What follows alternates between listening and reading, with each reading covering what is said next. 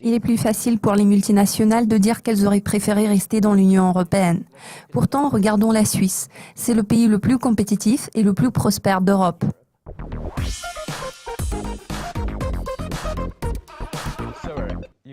Eric, vous qui avez la double nationalité, suisse et britannique, que pensez-vous du Brexit ?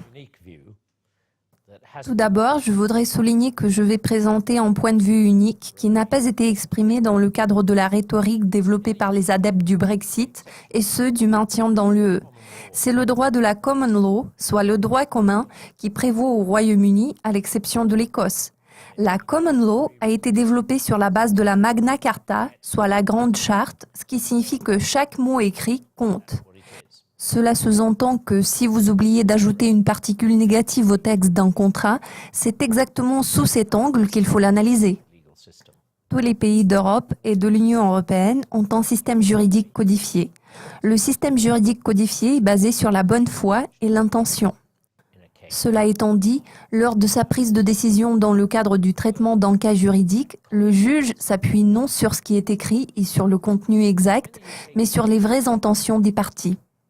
Lorsque le Royaume-Uni se met à interpréter une directive européenne, il procède à une analyse mot par mot, comme c'est l'usage dans le régime de common law. Cela signifie que les conséquences sont beaucoup plus graves que celles qui en découlent dans le reste de l'Europe, où le texte est interprété sur la base de l'intention. Compte tenu de cette réalité, il me semble que le Royaume-Uni devrait quitter l'Union européenne, mais cela ne concerne pas la zone de libre-échange.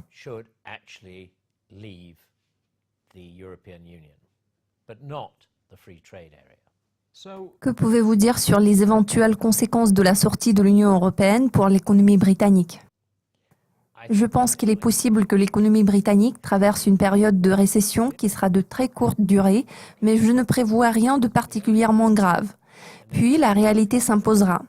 En l'occurrence, compte tenu du nombre de sociétés européennes qui ont réalisé des investissements dans le Royaume-Uni et puis du degré de dépendance de l'Union européenne à l'égard des exportations vers le Royaume-Uni, je suis d'avis que le bon sens prévaudra. Cela signifie que ce processus devrait déboucher sur des négociations concernant un nouvel accord commercial avec l'Union européenne, soit sur une base bilatérale avec chaque pays, soit sur une base générale de l'UE. Plus important encore, je pense que si l'Union européenne veut réellement que le Royaume-Uni reste membre de l'UE, elle aura la possibilité de dire « Nous vous proposons des conditions beaucoup plus intéressantes si vous restez ». Et puis, qui sait, les prévisions sont très différentes. Selon certains, cela déclencherait l'Armageddon, tandis que d'autres espèrent que cette initiative aura du succès. À vrai dire, si nous examinons la situation de manière claire et juste, nous nous rendrons compte que l'Europe n'a rien à gagner de l'absence d'une entente sur le plan du commerce avec le Royaume-Uni. Un accord commercial de ce genre serait très probablement bénéfique pour l'Union européenne. Le Royaume-Uni a beaucoup à gagner de cet accord parce qu'il ne sera plus soumis aux restrictions européennes et pourra donc nouer des partenariats commerciaux avec d'autres pays.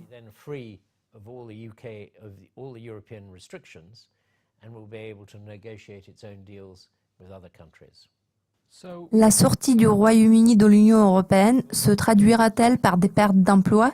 Quelles seront les entreprises les plus touchées par le Brexit ? Mon avis personnel est qu'il n'y aura pas de graves pertes d'emplois. Je pense que cette nouvelle réalité va s'installer. Toute la rhétorique autour de la question européenne que nous avons entendue jusqu'à présent n'aura plus de poids. Je pense qu'il est plus facile pour les multinationales de dire qu'elles auraient préféré rester au sein de l'Union européenne.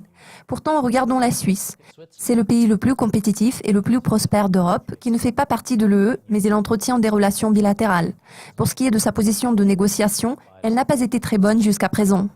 Cependant, si le Royaume-Uni lance la procédure de sortie de l'UE, la Suisse se retrouvera automatiquement en meilleure position. Cela signifie que la Suisse sera mieux placée pour mener des négociations avec l'Union européenne. Tout porte à croire que la sortie du Royaume-Uni de l'UE mettra en évidence une réalité toute simple. Le message clé du Brexit pour l'Union européenne sera le fait que l'UE doit remplir son rôle fondamental, celui de la zone de libre-échange et non pas celui de l'espace politique unique. Le Brexit, que signifie-t-il pour quelqu'un comme moi qui travaille, vit et voyage dans l'UE ? En tant que citoyen britannique qui a vécu en Allemagne et en Suisse avant la création de l'Union européenne, je peux vous assurer que le Brexit ne signifie rien de spécial parce qu'en fin de compte, la seule différence réside dans le fait que les citoyens britanniques n'auront plus le droit de séjour permanent dans l'UE. Pourtant, si vous possédez les compétences spécifiques exigées par le poste, si vous avez un emploi et vous n'occupez pas le poste d'un autre citoyen de l'Union européenne, vous aurez probablement la possibilité d'obtenir un permis de séjour permanent. Eric, tous mes remerciements pour votre participation. Cela a été un plaisir de vous recevoir. Merci de votre invitation. C'est tout pour aujourd'hui. Nous vous invitons à suivre les mises à jour régulières préparées par l'équipe de Dukascopy TV en cliquant sur notre site web ou sur nos pages Facebook et Instagram. À très bientôt.